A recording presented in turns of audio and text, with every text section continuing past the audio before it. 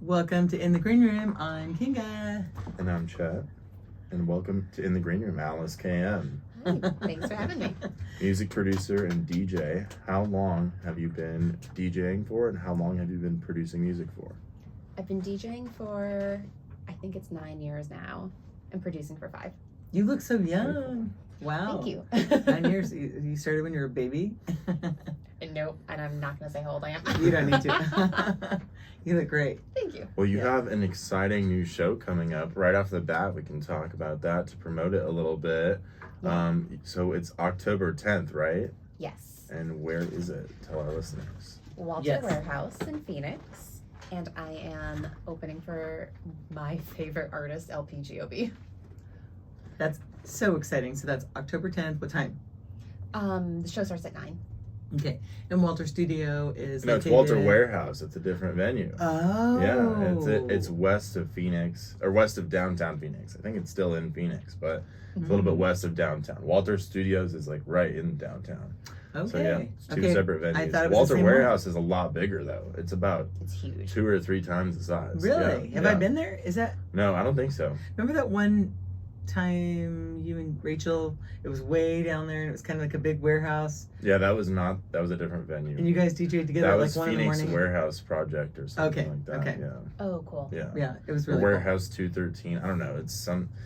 It was a different venue though, but it was awesome. It was deep chatty and safe for the DJ Yeah, together. there's an interesting energy to Warehouse shows because they specifically, I don't know, they take house and techno and EDM back to its roots. Like that's where those shows used to be. All at Warehouses when it started. So I don't know. There's something. That's how House got its name. Yeah, it's something that feels kind of, I don't know, organic about shows at Warehouses. I love them, but yeah.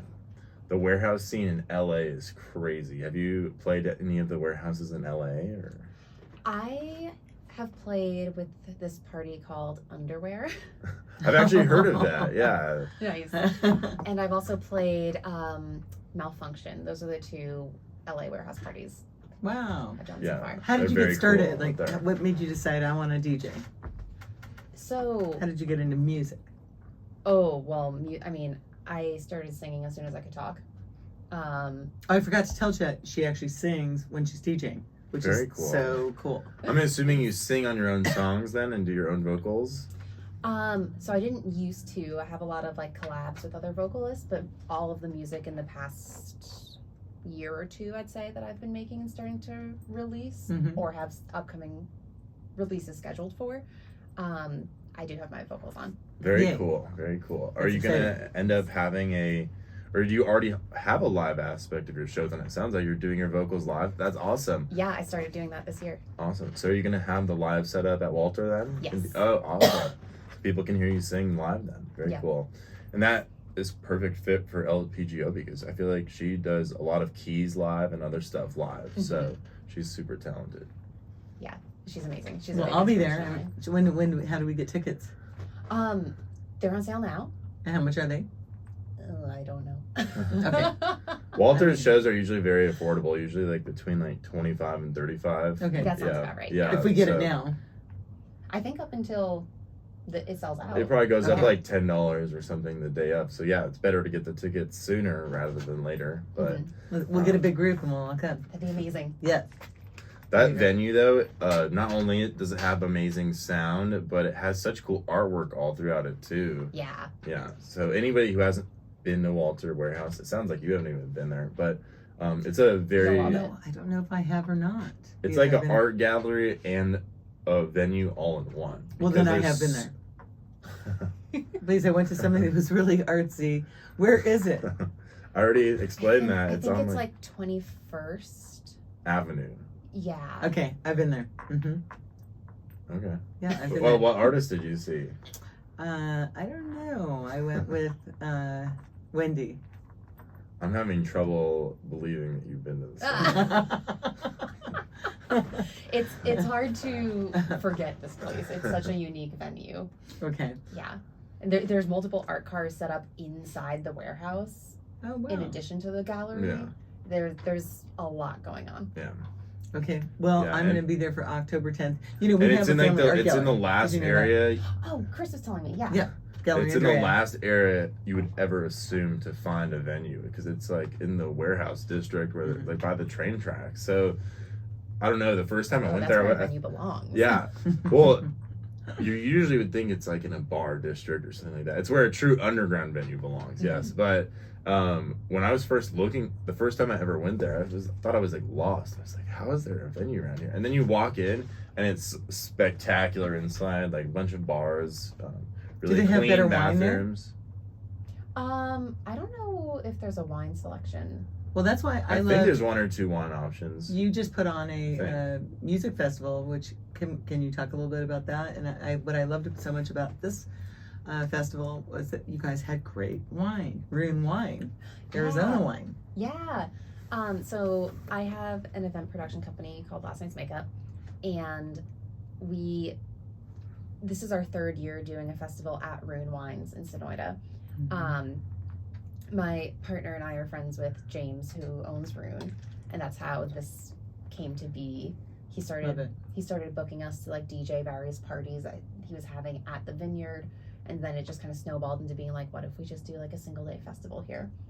And this year's event, the one that you got to come to, is the biggest it's been yet. It was so great. It was amazing. I totally. Thank you. I was just flabbergasted. Here you're out in this beautiful, the desert, but you know there's these mountain views, and it's so picturesque, and rolling hills, and you know some very pretty indigenous cacti, and I don't know and I know that Rune winery is very sustainable, and that's, you know, we always like to emphasize how important that is, and it's like off the grid, and solar powered, completely solar powered. totally solar powered. That's awesome. It is. And the wine's delicious. Yeah, it's really good.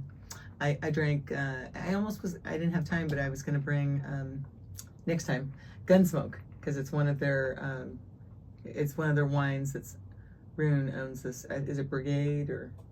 I'm not sure. Well, anyway, it's called Gunsmoke, and I had that wine in Sedona at this restaurant I like, Dal and DeLuca. My ex and I, your dad and I, were putting it in a subdivision in Sedona called North Slopes, and we would eat at this restaurant, Dal and DeLuca, I don't know, a couple times a week. And I ate there recently, like 2 or 3 weeks ago, and she has Rune wine, which is the Gunsmoke, on her menu. Oh, cool. And she only picks really great wine, so that's when I thought, I'm going to try it, and so I already loved it, and then I drank it when we were at your festival. Amazing. I love that. It was amazing. How many DJs were at that festival? I have to count. Seabird, PG, Siren, Soundscrap. I think 7 or 8. It's amazing. And my daughter DJ'd at that. Safe for the DJ. She was great. And you were great. Everybody was great. Yeah, I actually handled the curation for the music for the event, and I was very happy with the way it flowed, and everyone just sounded really great, like in succession of one another. And I felt like the energy really like picked up as the night went on. Yes. And I was very excited about it. I also booked almost entirely a lineup of women. I think it was like, or at least predominantly women. I was just trying to do the math, and it's just not computing fast enough in my head. But yeah, and so I don't know. I love to give other like women DJs a platform, and especially like if I'm throwing events, like I want to give them somewhere to showcase. I love that. And then it was really, I thought it was like, wow, you had a burlesque show, and that was really fun. Yeah. I thought what was that lady's name? She was great. The girl. There was Dolly Bobbin and Kitty Catatonic. Yeah. And then you also had Art of Flame, who we had on the podcast yesterday. They're very cool. Oh, Jim and Enigma. Yeah. Enigma. Yes. Yep. That was it was very interesting. I'd never seen a fire show like that. Yeah, Enigma's great. It's hypnotizing live when you see it for the first time. If you haven't seen live fire performance, it's amazing. It's incredible. It really elevates a show. It does, big time. So it was it was really cool that we got to have 2 of Enigma's props on either side of the art car. Well, it was a fire car because of those pieces. Well, the art car also had propane tanks and had flames coming out of the top of it also. I think it looked like a fire car. Yeah. So do you have to get a special permit or something to have pyro like that? Good question. I've always wondered that. Well, I'm not sure. Well, they are the ones that would probably have to do it. They're the ones that would have to do it, I'm sure. They would have to get the permits and all that shit, yeah. Yeah, anything permit related, I have no idea about. So Alice.km, did you grow up here in Arizona? No, I'm from the New York area. Okay, so can you give us a little bit of your background? Sure. I grew up right outside New York City, on the New Jersey side. I went to college in Philadelphia where I studied entertainment management. And then Really? Yeah. That was your major, entertainment management. I love that. Okay. And then I moved to Brooklyn and I was trying to do the whole like band thing. I was playing in a bunch of bands, writing music. Singing? Yeah. Okay.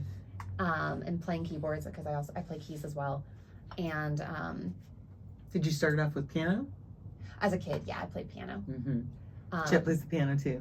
Amazing. Classical. Oh, nice. No, not really. Oh, what do you do now? More like ragtime. and Yeah, his funky focus is stuff. more. Oh, cool. Yeah. I kind of find that class. You don't think that's classical? Not at all. Okay. I mean, you're not like playing Billy Joel. Classical is like Bach and like Beethoven, Mozart. Chopin. Yeah. Okay. Yeah. Yeah. You're right. Okay. And so, but so my band, which was like my project, what I was pouring all of my energy into, we recorded an EP with a producer who mostly made dance music. And I really had not delved into the dance music world at all yet. I was like, That was kind of your first introduction. yeah, because like I knew who Skrillex was. I knew who like the big artists were, but I love Skrillex. didn't know anything beyond that. And Skrillex is an incredible artist. Like I think he's a genius. At the time though, like dubstep has never been my thing. Yeah. Main stage EDM has never been my thing. So I never gravitated towards it because that's all I knew of dance music. So then this producer that we were working with also DJ'd and started inviting me to some of his gigs. And so like I was going to these shows and I was like, DJing looks like so much fun. This is cool. And I started like hearing new things. And then I started going to warehouse parties in Bushwick and was like, what is this world? I had no idea it existed. And absolutely loved it. Fell in love with house music. And then I was like, I want to DJ. So I started DJing. Like I bought a tractor controller and What? a tractor controller. Do you know what that is? It's a not Pioneer brand. It's an off brand, but they're actually pretty solid though. They're not bad. Yeah. Okay. It's the Native Instruments. Yeah, they're quality. Yeah. You just can't convert like the flash drive over to a Pioneer mixer, so that's like the one downside. Yeah. But so like I bought one and I practiced like 3 times in my room.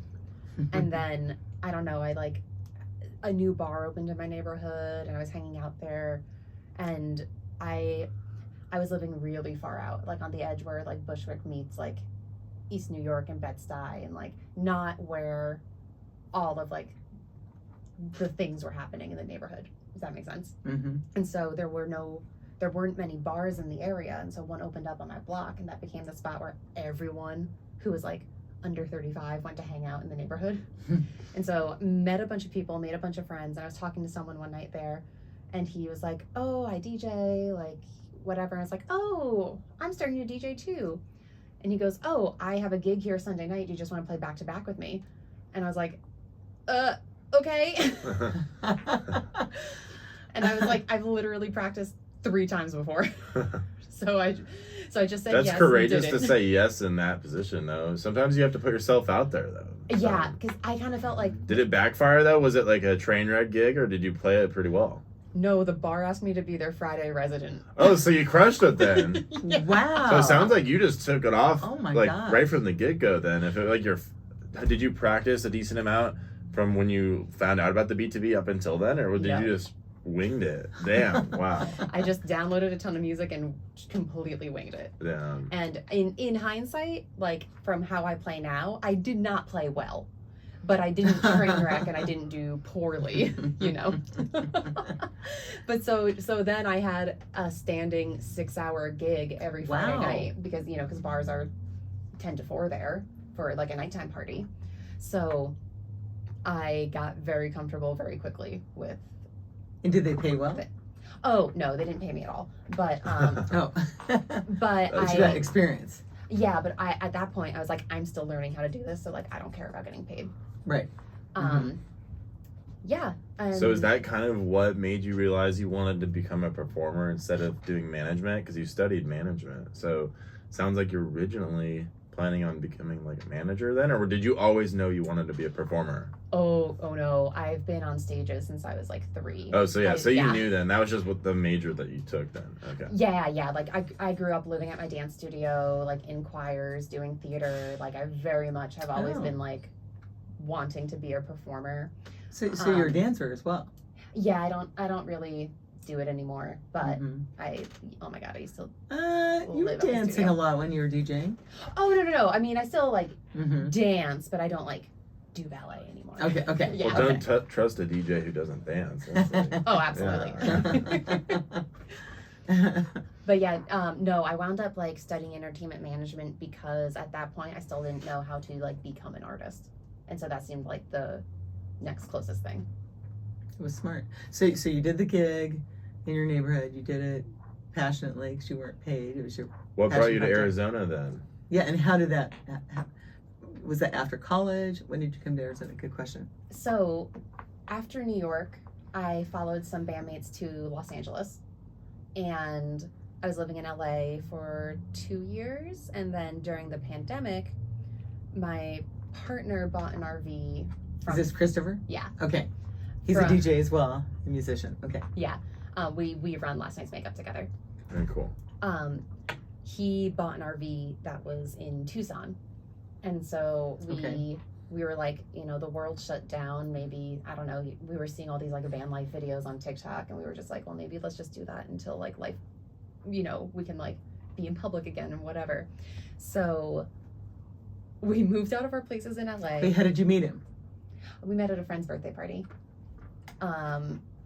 Literally like in the Hollywood Hills, drinking wine over sunset one night. So you both had mutual friends. There was a party, and that's how you met. Yeah. Boom. Okay. Yeah. And then how long till he asked you out? Because weren't you friends first? Yeah, we were friends for probably like 6 weeks before we I did. started dating, but it wasn't like a formal like ask out. It just kind of happened. Oh, okay. Yeah. Wonderful. Yeah. Mm-hmm. But yeah, so we came out to Tucson to fix up this 87 Winnebago, and it never got started. It was like he was sold a lemon basically. Damn. So Ripped off. Yeah. That's unfortunate. Yeah. So at that point, neither of us had leases in LA anymore. Like, You have an immobile RV. yeah, we have a dead RV. Yeah. And at this point, Chris is like, I need to get a job again because I spent everything trying to make this thing drive and it never happened. So then we wound up just like getting a apartment in Tucson, and we were like, well, we'll just like, we're here, we'll just sit here for a minute and like figure things out. And how long ago was this? That was in 2020. Okay. Yeah. So especially because we were like, everything is still shut down. Why are we going to go back to be stuck in an apartment we're paying like head over, what's that phrase? Paying like an arm and a leg for. Yeah. Okay. And to be in the city where currently nothing is happening, because nothing is happening anywhere, you know. Yeah. Because So- it was COVID. Exactly. And you had met him that year or the year before? We met the year before. So 2019. Yeah. Okay. Yeah. And things were going to open up sooner here than in LA. So not only is it cheaper, but you're going to be able to get back out there sooner. Because LA stayed closed for like another year longer or more. A lot longer, Yeah. yeah. Mm-hmm. And they were way more strict about that whole masking thing. Mm-hmm. So, because I mean, I don't know if you remember during COVID, I mean, for about a month I was really good, but then I found places that were kind of staying open. They had, you could come get it to go, and then everybody, I'm not going to shout out the names of the places because I don't want to get anybody in trouble, but there were a couple places where they had to-goes, and while you're waiting for your to-go, you could have a drink, and if you're drinking something, you didn't have to have a mask on. Mm-hmm. And so it was all the same regulars that would show up to these two places, and so I wasn't really so isolated. Okay. Anyway.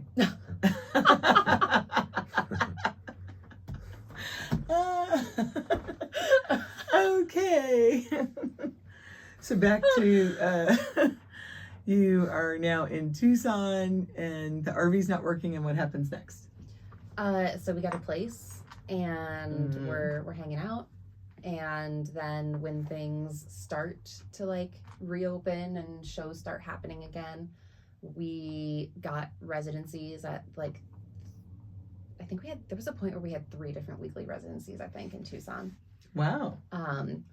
Where would that be? Hotel Congress, the Jackrabbit Lounge. I had a residency at Playground.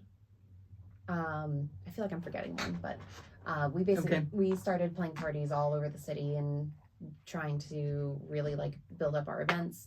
And then we wound up staying in Tucson for 3 years. Wow. Okay. Did having that many residencies in a week make you feel burnt out at all, or no? Yes. Oh, okay, cool. I wanted to ask about that because I've always been, I don't know, I've been like almost criticized for being over selective with my shows, but it's because I put like so much preparation to each set and make sure each one is like completely different, but I still have to work some of my songs in there, so that's a kind of a challenge of like finding what other songs are gonna work just as good with mine. But so long story short, I like the most I've taken in a month is like 3 or 4. But I don't know, I'm like kind of at the point now where I like want to try to get a residency or something like that, but I don't know, I just wanted to ask you about it because you've been there and played a lot of residencies. So what do you think is kind of like the magic number where you don't get burnt out? Maybe like 1 a week or something like that? I think so, yeah. Okay. Especially if you're doing open to close, because you know, it's such a long time. You need so much music. It's expensive getting the music adds up. Yeah. Like for one set I usually spend like $50 to $70 on the music, so it's like taking more of that is just spending more money too. So but if you were playing at different locations 3 times a week, you could use the same music. It's not gonna be all the same people, right? Yeah, but also as a DJ it gets boring to just replay the same things. Like you have to keep it interesting for yourself. You need to keep like adding to your library. And that's the wild part, that there are some DJs who play the exact same set on their tours in every stop. Because I'm not going to say any names, but there's an artist I saw in LA, and then I saw him here like a week later, and it was the exact same like song like, in song order too. Yeah. And I was like, damn, dude, come on. Like, how are you not getting bored doing that every single time? Okay, but I think I think she's right. It's way more interesting and fun when you're playing new music. It keeps you on your toes. But makes you stay true to DJ. There are certain songs that you love so much. I'll play. It drives you nuts, but like I'll be in the car and I'll be like, I have to hear this again. I have to hear it again. I have to hear it again. If you really love a song, you know. Yeah. You can Some be people. DJ repeat, but. The DJ mama. I need to start DJing. So you then did your Tucson gigs, and you were there for 3 years. And then what happened next? I wanted to move, and we decided to move to Phoenix. Okay. At that point, I had been booked to play a handful of Walter shows. I played June Jam, so we'd met a lot of the Walter crew and community, and we were like, oh, just our June Jam. Do you know that? Yeah, it's a Where is event. They took this year off, I think, but it's an event up in Flagstaff. A really cool like camping festival. Yeah. Okay. Yeah. Okay. Have you been to that? I haven't. It's always been a conflict with me with other shows or vacations, but I've had a lot of friends on the lineup and always really wanted to go. Mm-hmm. It's a really good festival. Isn't it at the same venue where now Desert Hearts is, but just a month later? So I feel like aren't they gonna be fighting with each other when June Jam comes back? I feel like that's like two events at the same venue, like within a month of each other. But I don't know. I would go to both of them still because they both are awesome events. It's just they're different. Okay. Oh, okay, cool. How so? June Jam features a lot of like bass artists, and it's not exclusively house and techno, whereas Desert Hearts has a very curated specific sound, and they only book artists that are playing within that sound, which is house and techno. But it's like very like groovy, almost hypnotic style. Not a lot of vocals. Very drum heavy. I feel like some disco vibes too. Yeah. And that's Desert Hearts. Okay, Desert Hearts. Okay, all right. And we talked to the Art LaFlame guys, or Art of Flame. Enigma and Art of Flame. Yeah, he said he performed at Desert Hearts this year. Doing his fire performance, which is awesome. His setup was crazy. Was it as crazy as the one? Crazier. Really? Yes. It was. It was much bigger. Really? Yeah. Because I was pretty impressed with what I saw this weekend. So yeah, I'm still recovering from that weekend. Me too. I'm wearing the same outfit. So what led to you starting your own event company then? Because that's like a really big step. So good question. At first, I had a party series while I was living in New York, and that only happened because I was trying to get booked at a venue, and I like sent a pitching email, and they set up a meeting, and I didn't realize they were looking for like an event series, not just like to book a DJ. And so when I showed up to the meeting, they asked me what my party was, and I just started bullshitting. And I just made something I would say up. improvising, because it sounds like you ended up doing it. So it wasn't bullshit. You just improvised it. You made it up on the spot. I did make it up on the spot. And then they gave me a date for 4 weeks later, and I was like, I need to make this thing happen. So that's fantastic. So then I had an event series that I did for, I forget, maybe like a year and a half while I was living in New York.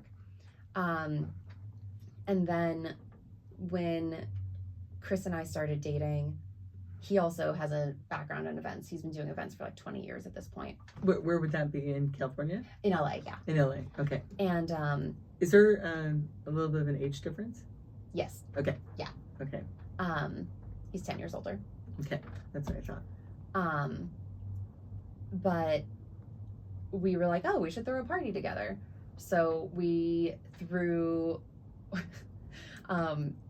the day while we were having this conversation about maybe like throwing an event together, we like thought up a venue that might make sense. And while we're still in the car having this conversation, I found their emailed them, and literally within an hour they gave us a date. Wow. And impressive. Chris was a little bit like, wait, hold on. We didn't like sort all the things out yet. And I was like, well, we're doing it. So here we go. And then we were only able to do one party before COVID hit. So it was this like idea that we were then kicking around for like a year and a half. I forget exactly how long it was, before we could start doing events in Tucson. There's a theme of you basically being like super fearless and just taking shows, or like the way you performed after having only practiced 3 times, or the way you said, or the way you improvised making that party. So I like that style. You basically are kind of the like go and do it, like, and then figure it out later type. But that's awesome. It takes a lot of courage. Thanks. Yeah. It might be a tiny bit of delusion also, but no, I wouldn't say that, because I feel like I could have like gotten shows way sooner, but I like was almost like over too much of a perfectionist. Like I was like so concerned with like I can't make a single mistake live, and so then I didn't like play my first big show until like I'd been DJing for like 4 or 5 years or something. And I think it's like, I don't know, I was kind of too in my head about like, I don't know, some of the best DJs in the world make mistakes. It's part of performing. Yeah. Like it's going to happen. So it's you can't, exactly. You can't just beat yourself up about it. And I feel like I was took it way too seriously in the beginning, and kind of like almost made myself wait to play a show. But then the first gig I got was at Shady Park, and like I played really well. So it kind of has led to like me always having confidence in that I know my sets are gonna go well. But I still wish I like put myself out there more in the beginning, like how you did, because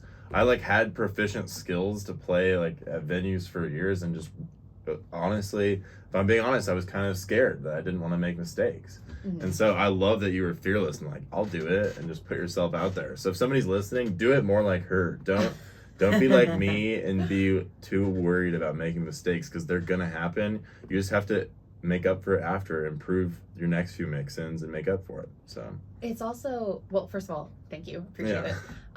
But it's also like, it's how you recover. It's not if you mess up, it's how you recover. yeah, exactly. You It's know? all about making up after the fact. Like, mistakes are gonna happen. It's all about not letting it affect the dance floor, affect you Mhm. and your mood. So yeah, I've definitely learned that, and now every time I make a mistake, I just smile to myself and remember, like, just be happy to be there, and like just make up for it on the next one. Yeah. Because like it took probably a year or something of me to like lose that mentality of like, I would get so frustrated if I made a mistake, and like it would affect my body language for part of the set and stuff like that. Relatable. But yeah, it's definitely don't be afraid of mistakes. They're gonna happen. Well, and then also, your last year you went through some hardship with losing your friend and hurting your knee. What does that have to do with Right here. anything I'm talking Well, about? It you has didn't- nothing to do with You didn't what I'm take a lot talking of about. gigs for a while Because I was injured. I had a broken leg. What Well, does that have to do with okay. anything I'm talking about? Okay, never mind. I was just saying, I think that Not you... related whatsoever. Okay, I was at full confidence at that point. I can't play a show with a broken leg. okay, that's true. Yeah. Okay. That He's makes it doing hard. great now, Yeah. and he's ready. Yeah. And I had no interest in playing in a wheelchair. Like, it's impressive that some people out there can do that, but for me, I would just feel like doing a nerve diversion, because like my dancing is like part of the show. So That's true. yeah. But yeah, I'm impressed by people that do perform in wheelchairs. No shade to them, but I just didn't want to do that. Mm-hmm. Mhm. So then you started this festival. Whose idea was it to do the festival? I don't remember. Or was that your production company? How many events did you do after COVID ended? Oh, I have no idea how many events we've done at this point. Between our, like, Would you say- between the residency. Would you say 10, 50? Oh, no, like 150, 200. Oh, wow, Like, that's a lot. We've done Okay. a lot. Wow, that's a lot. And was that in Cali or here in Arizona? Mostly in Arizona. We've done a Mhm. handful of events in LA. We've done 3 there this year. And there was 1 or 2 sometime in the past, like 2 or 3 years. And then the one before the pandemic. But largely most of the events have been here. Okay. In Arizona, yeah. So right now, is this your main residence, Arizona? No, I live in LA. Okay. Yeah. So now you're in LA. I moved back almost a year ago. Oh, okay. So how often are you here? We're so lucky to have you here today. Oh, thanks. Yeah. I'm here every month. I'm here all Okay. the time. You're here a lot. Okay. Yeah. Is that does Chris have a place here? Yes. I thought he said somewhere in Canto. Yeah. Okay. So future, what are some of your upcoming releases so people can stay tuned for that? And then what are some of your upcoming shows besides Walter, or upcoming goal shows, like festivals that you want to play? Oh, I mean, I want to play Coachella. I want to play. I would love to play Bonnaroo. Bonnaroo was the first festival I ever went to, so like. Everybody's be- first festival, it holds a special place in your heart after that. Yeah. I'd love to play EDC. Like, those are probably 3 of the big ones I would really love to get on the lineup for. What was the one that I was in Toronto with Rachel? I don't Fairy know. Tale? No. Like Ever After. or Ever After. something? Ever Yeah. After. That's what it's called. Yeah. Mostly a bass festival. Yeah. Oh, okay. Cool. She That's goes cool to name, though. festivals too. Cool We had mom so much over fun. here. I love it. It was Yeah. really fun. I Well, love you've it. gone to Decadence every time I've played too, so yeah. That's yeah, right. Nice. It's been she great. goes hard, yeah. It was really fun. Yes. You dance more than most of the people my age, so I'm impressed by your. You saw that. Yeah, I would Yeah, agree with she that goes statement. hard. Like she could literally be like a hype person on stage, like an MC or something. Oh, that's funny. I love it. And all this powered by wine. A lot of those other people have extra substances in their body, and you're still going harder. So it's impressive. So much Incredible. fun. I just love dancing. Yeah. We grew up dancing.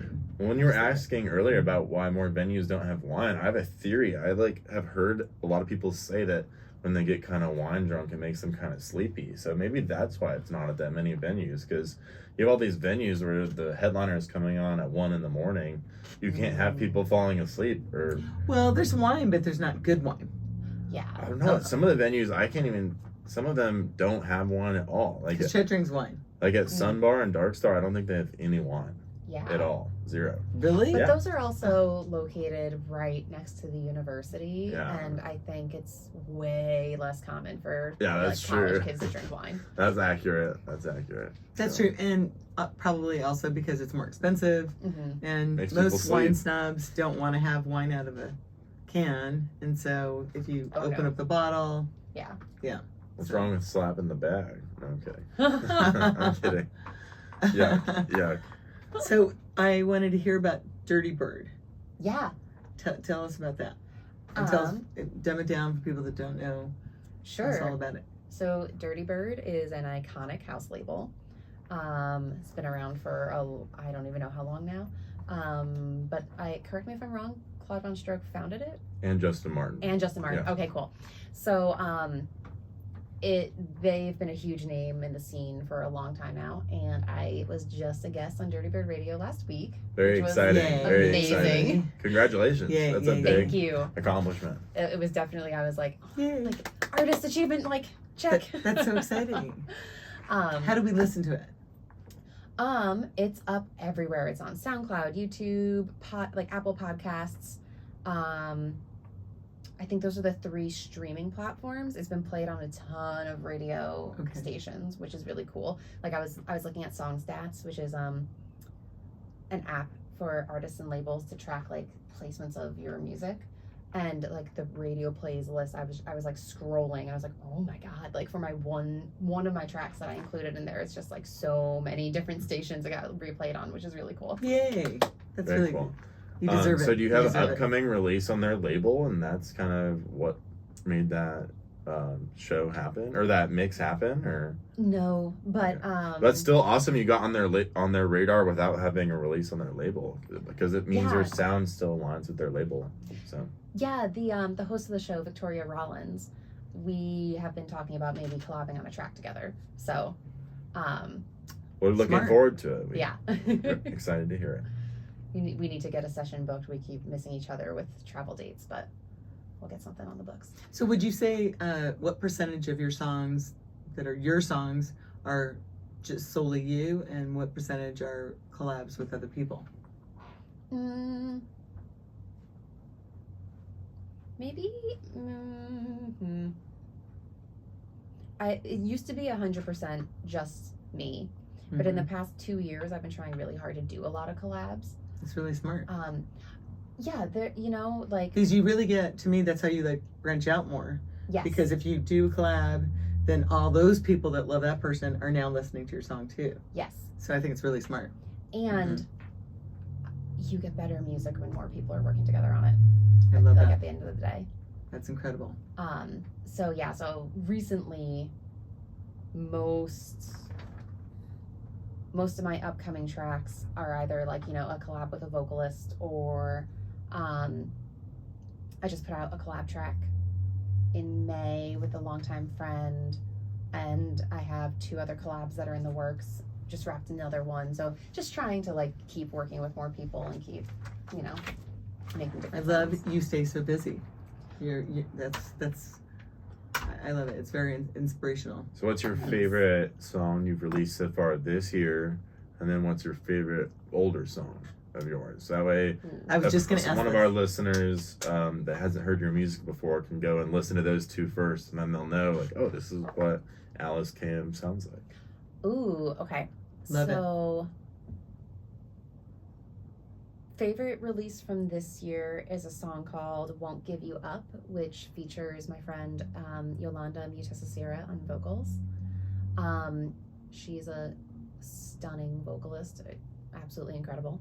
Won't Give You Up is the title? Yeah. Okay, Is there a cool. way to put it on the mic for like maybe like 20 seconds so we can just hear Not it? right now, not without the producer in here, so let's just keep going. Okay. But people can look it up. Pause Maybe right near the now. end. They can pause it Okay. and go listen, and then, so we don't need to do that. They can Okay. pause it and go listen. Okay. Or cut it in and post, you know, Yeah, any of the. yeah. Mhm. And then older track. A favorite. Just two other of your favorites. I'm sure you love all of yours, but You know, no, there's a couple releases that at this point I'm like, this is so far removed from what I do now, and my production style has changed so much, I don't even like these tracks anymore. Like where your sound has moved on past it. That's why it's important to give people the ones you want them to hear, so that way they know what to expect. Yeah. For the show. Yeah. And then I think another favorite. You know what? It's another track I made with Yolanda that we released in 2024. It's called okay. Breathe. Well, it goes to show that you must love making music with her. You should make more music with her. Your two favorites are with her, so that's Oh yeah, awesome. we've released 4 tracks together. do you know who that is? We've made countless others. Yolanda? Okay. Sounds very talented though. Excited to hear. Does she She's live in great. LA or Phoenix? No, she lives in South Africa. Wow. So how do you collab when she's there?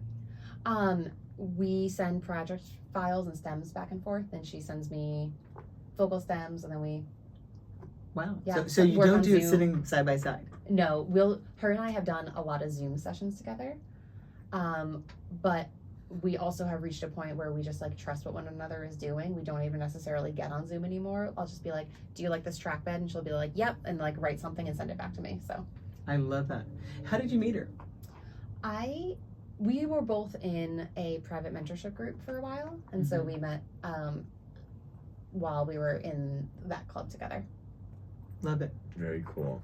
Love it. And then, so we got a little sample of your favorite songs. What are 2 of your favorite shows you've ever played before? Like those 2 gigs that, like when you think of that memory of like, oh, that was like the best moment of that gig or something, or one that just went perfectly well, whether it was from the crowd or your performance. What are like your 2 favorite, or even 3 favorite that really, you know, strike your memory? Okay, so number 1, I played M3F Fest earlier this year. Oh, very cool. Where's that? It's in Phoenix. I went on day 3. Oh, okay. Nice. I remember that. Okay, yes. Yeah. So that was amazing because that was the first show where as this project as Alice.km that I did live vocals. Oh, very cool. Wow. And- That's incredible. Now 'cause I'm bummed love I missed seeing your set. Damn, I'm bummed. I wish Well- I was there. I think I was a little bit late because it was raining, and so I had to Yeah. change. And so yeah, I wish I could have been there for your set though. Oh, no worries. Is there a set in Phoenix before October 10th? In Phoenix? No. Or Scottsdale, anywhere? No. No, okay. Well, we'll be there on October 10th. It's not... That's right. That's right. M3F was funny because it was the perfect storm because I opened the dance stage on Friday. And so, you know, first of all, it's a Friday. So a lot of friends of mine had to like take half days at work and we were like rushing to get there. And then the weather was awful. It was raining so hard. Like I was worried my set was going to get rained out because I was standing side stage and I saw all the gear start to get covered. And I was like, no. Damn. Oh, no. But then like 10 minutes went by and they were like, we're ready for you. And I was like, okay. I get up. The gear is soaked. Damn. And it can still work? Yeah. Wow. I was Wow. ready for the CDJs to start like glitching left and right. I was like, okay, Wow. just be prepared.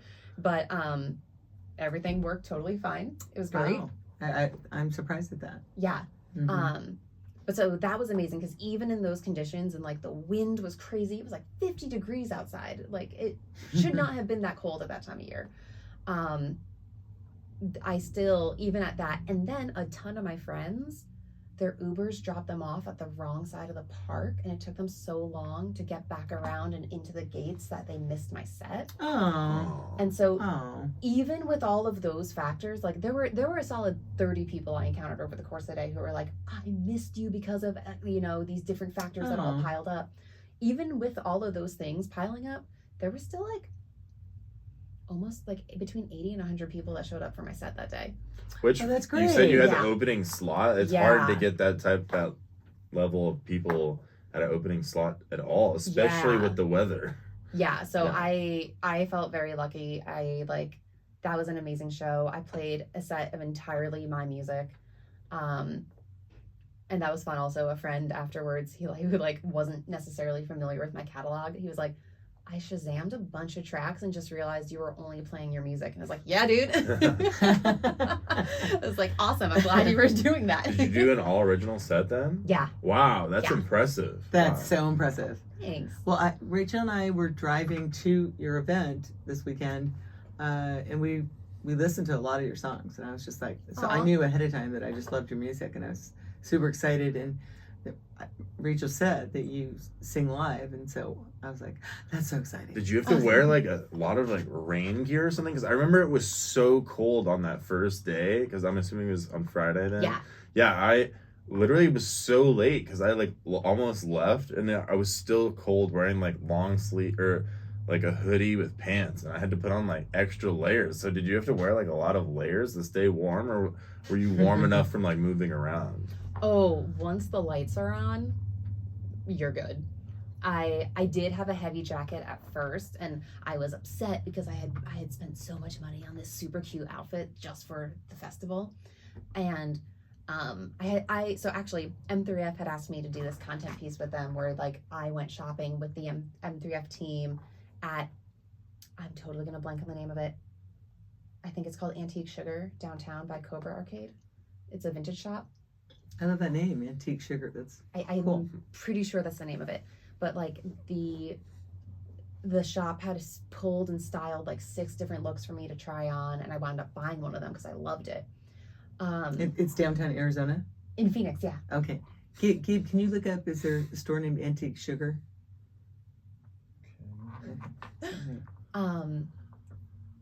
But so basically it was like a bralette and these like flowy, very thin pants.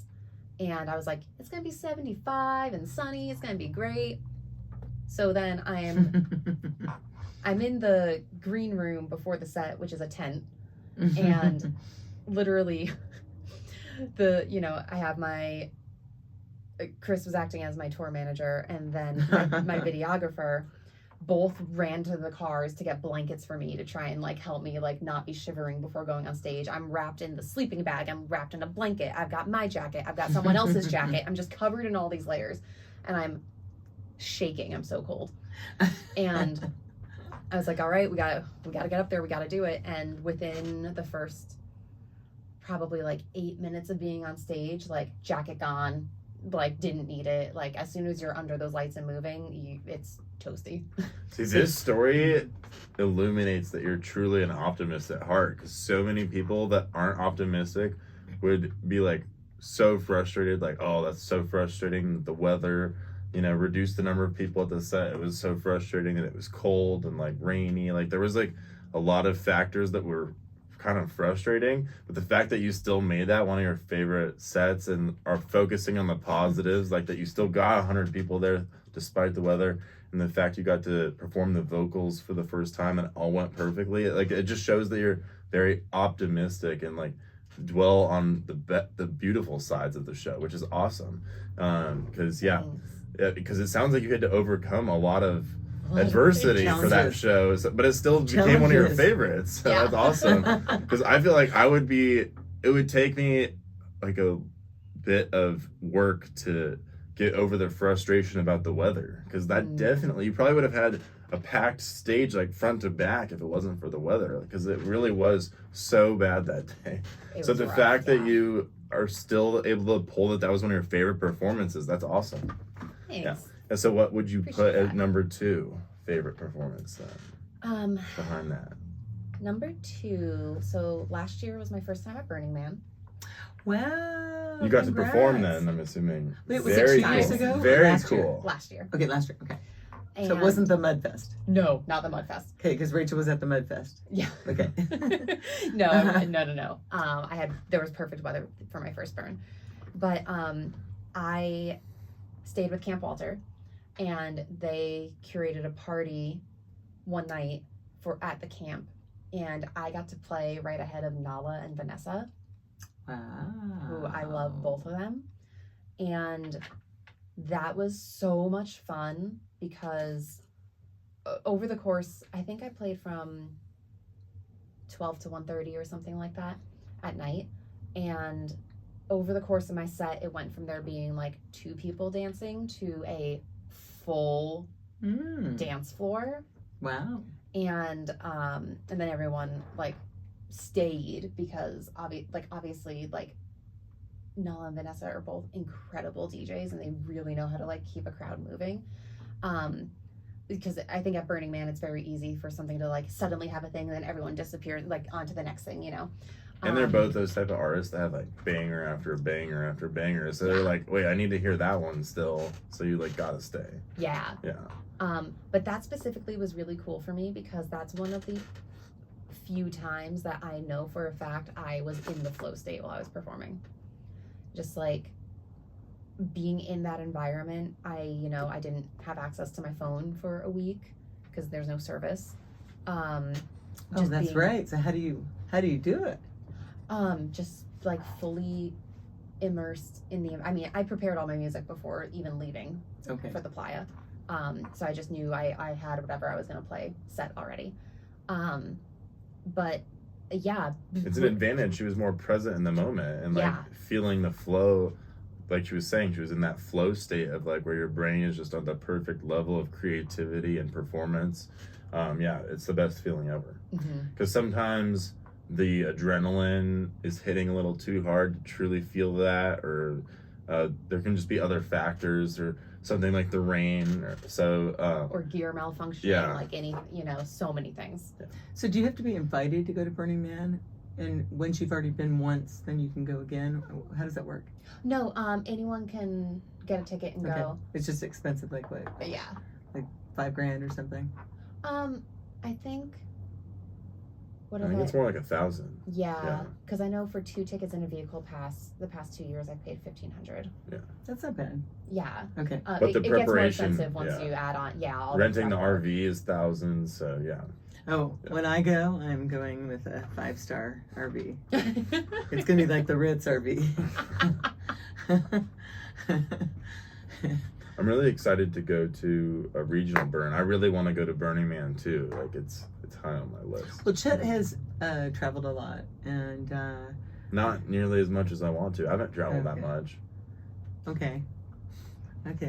You haven't. You're I don't know. I haven't accomplished like even a tenth of my travel goals. So I feel like I'm like a. You're always out of town. You travel. Yeah, but it's still not enough. And I think that's okay. Gotta go see the world. It's a short life. So. He has a world tour coming up.